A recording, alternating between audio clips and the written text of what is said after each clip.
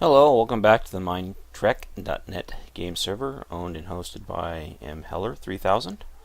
I'm currently standing on the flight deck, or the deck area of the Voyager. A lot of work's been done on the interior areas. We'll see that here in a second. I went ahead and added the piston hatch here with a light. That annoying sound, of course, is the force field for the main hangar bay herself. And here's the main hangar bay. Well, in all of its glory. Got our Alice there. We've got our Type 11 shuttlecraft here, built by Mad Squirrel.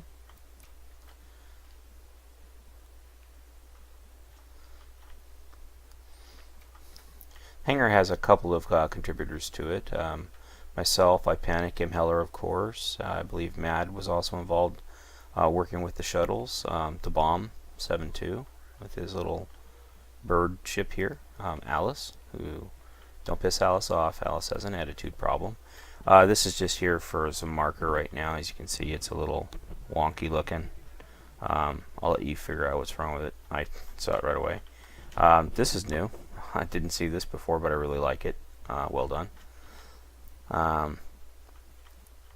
Not anything else looks like it's been done down here, so that's pretty much, same as it was, I believe, in the last video. Whoops, gotta stop flying into things like that. There we go. Anywho, did a little work on the interior spaces. I still haven't lined out the top part yet, but this is just kind of the pattern that we're going to go with. It's kind of reminiscent of what we did on the Saber, but it looks good, and it has good flow to it, and it's kind of Voyager-ish, so we're pretty happy about it. At least I think it looks good. The only thing is as I look at it, I don't know if you can see it in the video, but I noticed that a lot of the blocks get fuzzy, blurry. It doesn't matter if it's on fancy graphics or not, it does it. So it's kind of a obscure thing. I mean, you're looking straight at it, you don't see it, but if you kind of look off, you can kind of see it distort there on that just about center of my screen. But yeah, it kind of sucks. Also got a bit of a mouse lag issue today. I don't know what the deal is with that. Anyways, IPAN got another shuttle in here for us. It's got its own little shuttle door and everything else. Got a little equipment room here with a ladder up to this area. Again, that annoying sound, which I wish we could turn off some way. But that is really sucky with this mouse lag issue. It wasn't doing it before I started recording, but now it seems to be wanting to do it, and it's getting on my nerves. Get back up through here again. Been some work done on the exterior of the ship. I'll show you that in just a second. I also started working on the finer stuff, additional airlock parts and things like that. So all the three main airlocks that are that can have doors now have doors. Let's get a gamma light back on here, and get my compass on.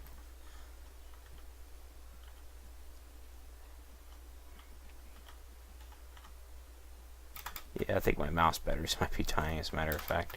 Heller's done a lot more work on the hull. As you can see, he's outlined the sensor things. If I haven't mentioned that before in the previous video, I figured I'd better mention it now. He's also getting the final ribbing placements for the deflector grid on the drive hull in place.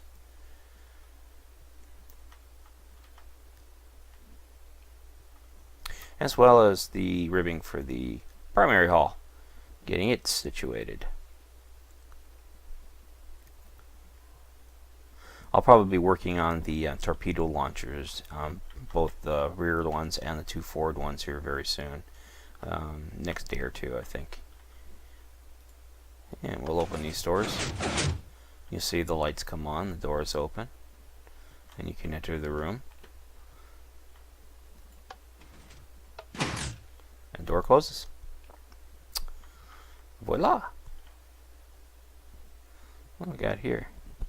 Transporter pattern buffer and machinery. So transporter equipment will definitely go here. So I'll probably just put a door in here, something like a real simple door. Everything needs to be accessed. So what do we got here? EMG mass transport. Yep, that's exactly what she is.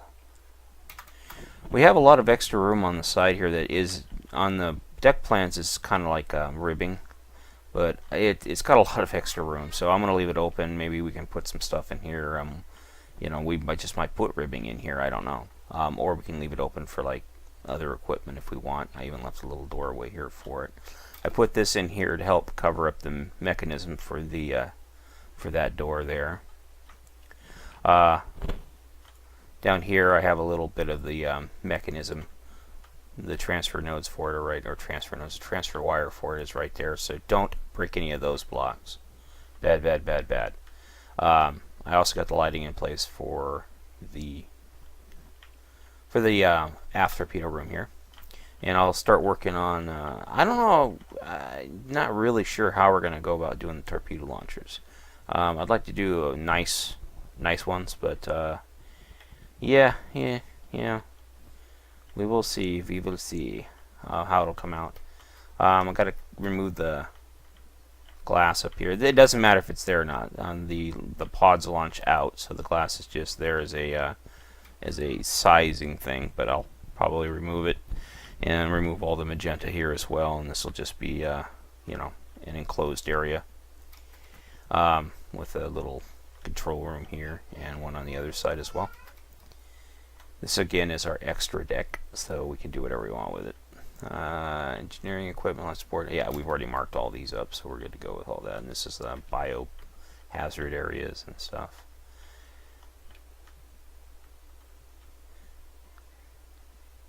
And let's take a quick fall here.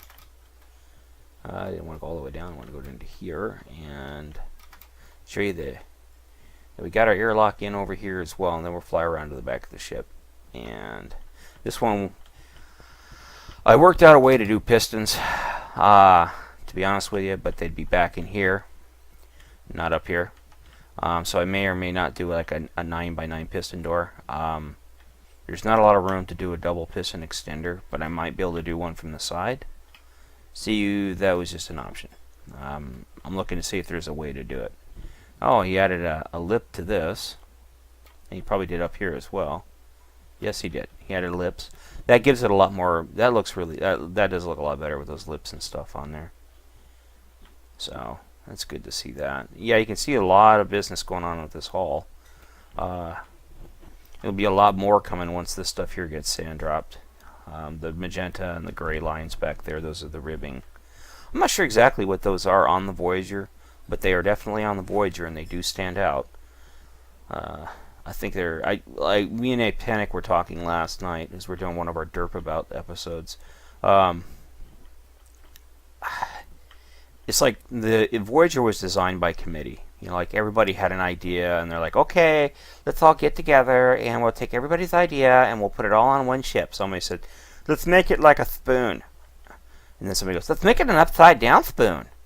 You know, and then somebody's like, oh, let's put this here, and this on it, and this on it, and the ship has a ton of transporter arrays, a ton of hatches, phasers everywhere.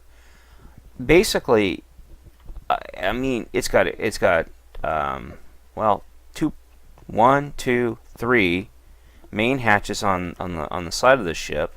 It has the aft hatch by the hangar. This hatch, our hatch up here, has a couple of emergency hatches, at least 4 that I can think of.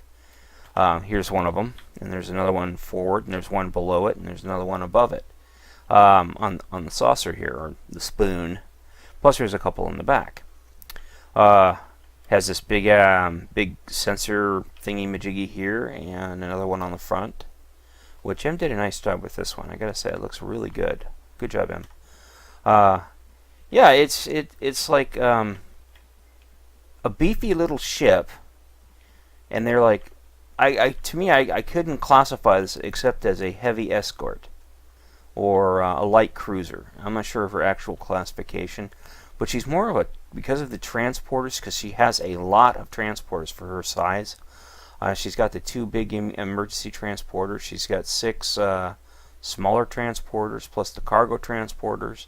So she is, I would say, an assault ship. Absolutely an assault ship. She comes with quantum torpedoes and tricobalt torpedoes. Now, this is not a ship designed for scientific work. It's more or less designed for war, and I think to drop troops. Because this big cargo deck area here, it's the main. You know, I gotta say, Wim's done a really nice job with this hull. It's grown on me. I know some folks don't really like it, but you know, it's growing on me. I really do like the way it's looking myself.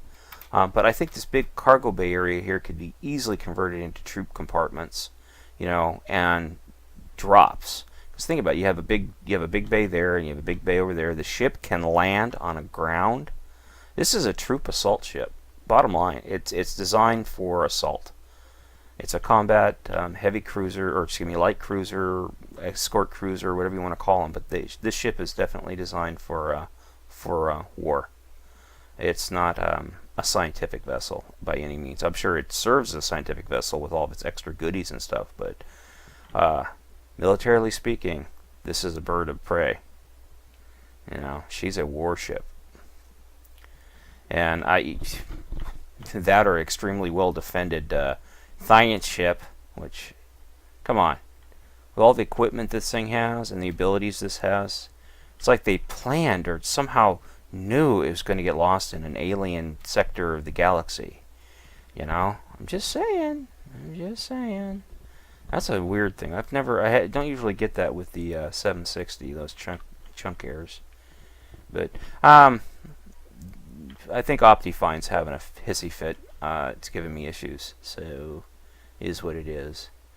But yeah, anywho, that's a quick update on what's going on with the Voyager build. I believe this is episode 18-ish, I believe. I could be wrong, but hopefully it is around episode 18. It'll be in the description. I don't know when I'll have the next update done. Probably when we got some more of the interior done and some more of the hull here work done. But as I said, it's an ongoing process, and I hope to see you on the server to come by and check it out. Again, this is the Mindtrek.net game server, and have a nice day.